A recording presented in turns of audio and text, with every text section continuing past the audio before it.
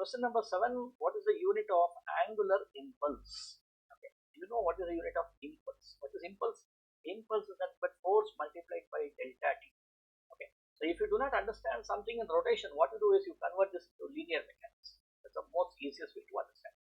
So F into delta t, and this would be Newton into seconds. This is what? This is for the linear impulse. Don't mark this one. It's wrong. Okay.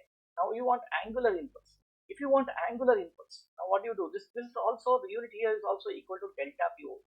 See, if delta p is the linear impulse, the angular impulse should be delta L over here. What is delta L? L is nothing but the angular momentum. So how do you define angular momentum?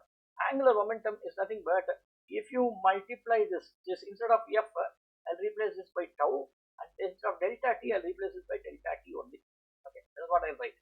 For tau, what is the unit? What is tau? Torque. Okay, torque is nothing but R cross F, R F sin theta, or R cross F, right? So R is meter, F is Newton. So this should be Newton meter, and delta t is second. Like the say this Newton meter second. If you need that, you will come here. You can directly do it this way. Just understand the analog, replace it with the angular quantities, and find out what are the units of it. Simple. Okay. So Newton meter second, the answer is D.